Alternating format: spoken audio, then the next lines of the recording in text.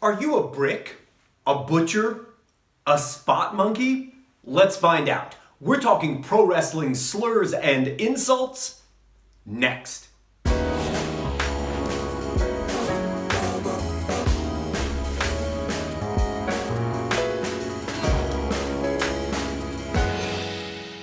I'm Mike Quackenbush, and this is Till We Make It. If you are passionate about the craft of professional wrestling, and you're never done learning all about it, then you've landed in the exact right place. Go ahead, join the Till We Make It tribe. Subscribe down below and ring that notification bell so you never miss a vid. Today, we're gonna work our way through a catalog of pro wrestling insults and slurs. And in an effort to compile this giant list for you, I ended up enlisting the aid of a few dozen of my friends, contacts, and colleagues, and even a couple of my patrons to get it all down for you. Which reminds me, this is a fine time to thank my two newest patrons. So thank you, Sean, and thank you, Tercillian. If you want to find out more about my Patreon, if you want to join our community over there and get access to hundreds of exclusive posts, just follow the link down below in the descriptus. Now, I want to talk about the 16 things you never want to be called in the locker room. And I'm going to start with the one that resonates most deeply with me, because this was most definitely the thing no one wanted to be called back when I was breaking into wrestling in the 90s. Here we go.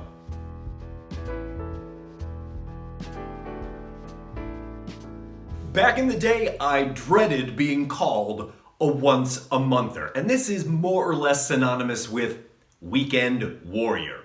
It means that you aren't talented enough to get more work. It might also imply that you are a hobbyist, that you aren't attempting to make professional wrestling your true vocation, and that somehow makes you less than. Once-a-monther has faded from fashion. I don't think I've even heard that in the last 10 years. Like any type of slang or lingo, well, it's constantly evolving and changing to fit the times. And even weekend warrior has kind of fallen out of favor, because the reality is, unless you're playing at the corporate level, the vast majority of your work is gonna be on the weekends.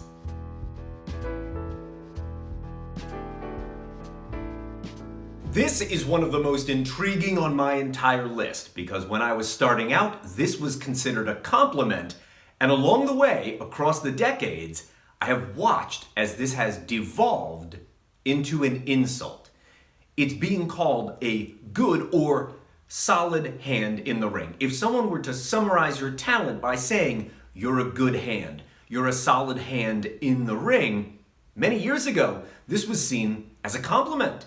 It meant that you were an accomplished and versatile pro. But it has changed, like all slang or lingo does over the years. And now, this is widely considered an insult. It is meant to imply you have no star potential.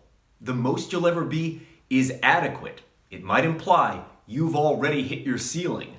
This is as far as you're gonna go if you're a solid hand. Before I go any further, would you leave a like on today's video? It's one of the key engagement metrics that YouTube looks at when deciding, should we give a channel a big push? I would like the big push. Will you leave me a like-a-palooza? I'd appreciate it. One thing you do not want to be called in a pro wrestling locker room is a brick or a brick wall. This is what luchadors refer to as cemento. And that means your work is kind of stiff, maybe even super stiff. And if in addition to your work being stiff, you are difficult to work with in the ring, you might be labeled a crowbar as well, which has nothing to do with WCW wrestler Crowbar, who is longtime journeyman Devon Storm. He's not a crowbar. He's called Crowbar.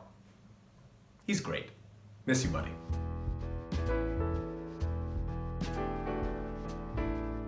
A time-tested slur of professional wrestling is to refer to someone as a sandbag. Now, predominantly, this means that they are not good at making themselves light in the ring, but it might also mean they are unskilled at posting, which is a necessary skill to possess for the smooth performance of a lot of basic wrestling throws. The implication of a sandbag is that they're tough to move around the ring, similar to a crowbar or a brick wall. And it might also imply that they hit like a brick. That sounds like a real fun day at the office to me. If they're tough to move around, especially to lift, sometimes you hear this called a stump, which is what Italian wrestlers call ceppo.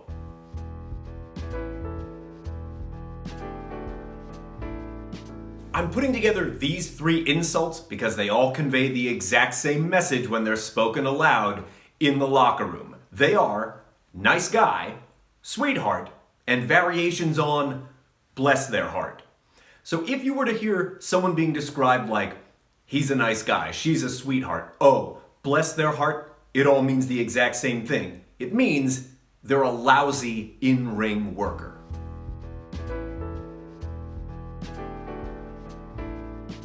When I was talking to people about pro wrestling slurs that they've heard in locker rooms, I heard the greatest variety around this same general concept, the idea of being the hometown hero. I heard terms like the 40-miler, the 20-miler, the 5-mile vet.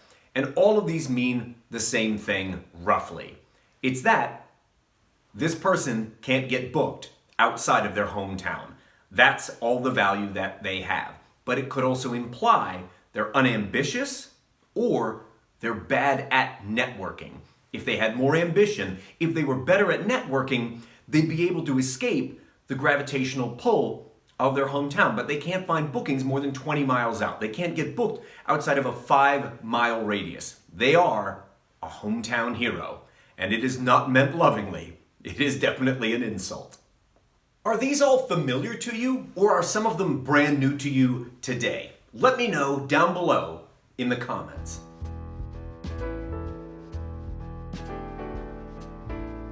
A pro wrestling slur I've heard fall from fashion over the last 20 years is being a bleeder. And this is an insult levied against a wrestler when the only value they can add to the show is spilling some blood in the ring. They are essentially a one-note act. And the term that pairs with has also sort of fallen from favor in recent decades, that being vampires. Vampires is an insult levied against an audience that craves blood and guts on the show more so than good wrestling, as subjective as that idea might be.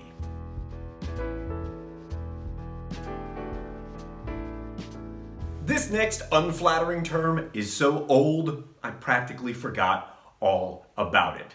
You would not want to be called a butcher, as in someone who chops raw meat.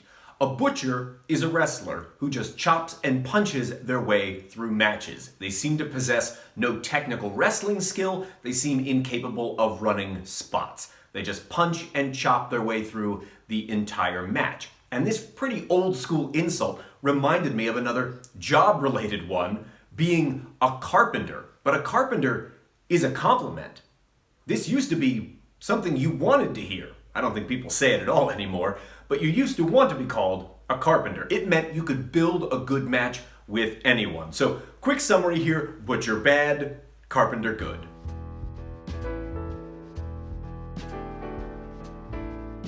This next one rose to prominence during the Monday Night Wars era, and it's something I heard a whole heck of a lot of back in the day, because I was often called a spot monkey. This insult means that you are overly dependent on the spots that you've called in the back, or for lack of a more elegant term, you are reliant on your choreography.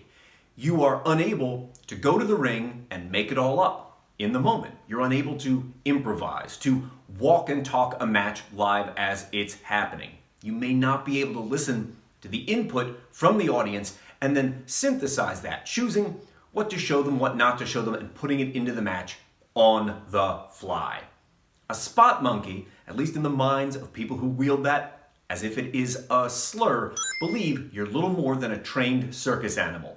You do your little routine the way you've always practiced it, regardless of what the audience wants to see. That's what it means to be a spot monkey.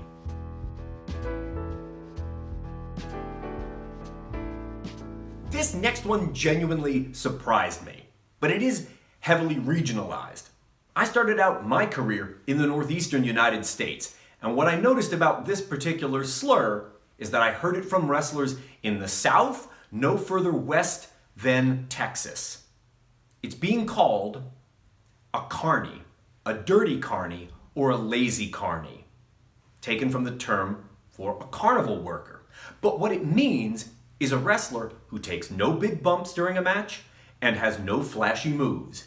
They rely solely on crowd work or other gimmickry to get a reaction out of the audience, like letting the audience see that you have a foreign object while the referee's back is turned and then hiding it somewhere and waiting for the audience to react, to try and smarten up the referee. But by the time the referee's caught on to where it had been hidden, you've already moved it to a new location, and milking this for minutes and minutes of your allotted time. That's what it means to be a carny, lazy carny, dirty carny, is that you get by with the bare minimum of wrestling to fill your allotted time on the card.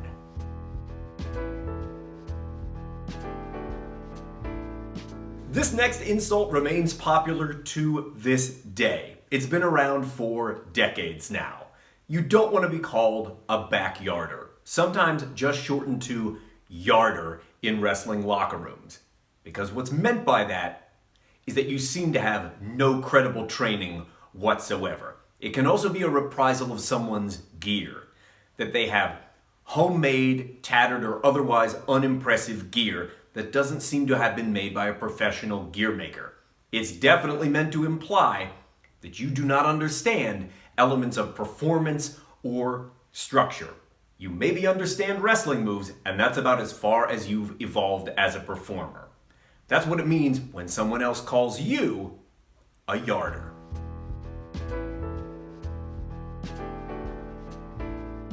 This next one sure has morphed a lot over the years, so listen carefully. When I was first breaking into wrestling back in the 90s, it was a fairly mild insult to be called a juice freak. It meant that your physique was not obtained through clean or natural methods. You were using a performance enhancer of some kind to obtain the physique that you had.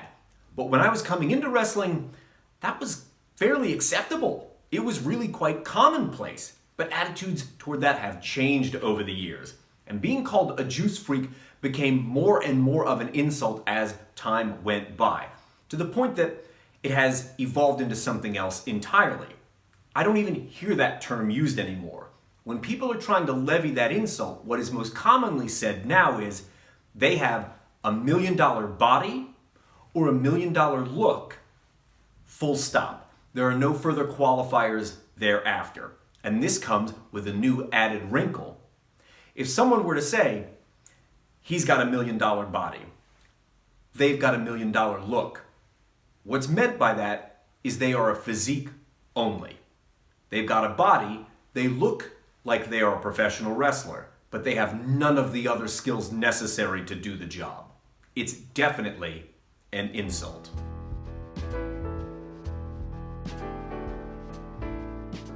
Found in the same corner of the vault of pro wrestling insults are these.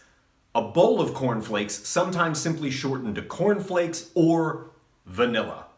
This is levied against a wrestler who has no charisma about them. It could be said they are as bland as a bowl of cornflakes.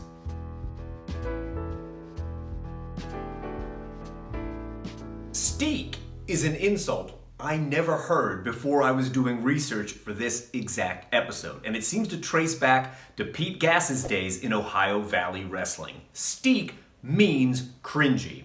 Your taste in wrestling could be cringy. Your gear could be cringy. Could be used like this. That go-home promo you cut for the show was pretty steak.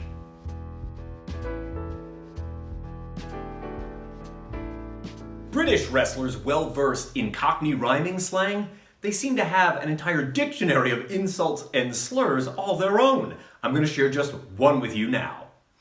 Being described as red reels of cotton means you are rotten in the ring. That's the rhyme, cotton to rotten.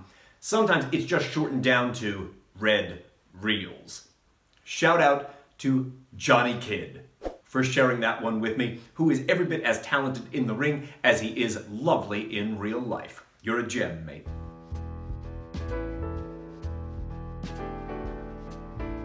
A wrestling insult increasingly popular here in North America, and something no one wants to be called, is a video game wrestler.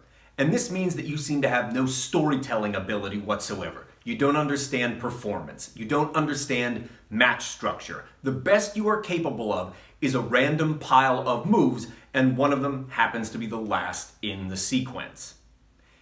If you need to galvanize your performance skills, your storytelling structure, the way you put matches together, then grab my book. 7 Keys to Becoming a Better Performer is available in print as well as through digital means. You can even get an audiobook that I read to you myself. All of this is thanks to Amazon, to Audible. It is thanks to the internet.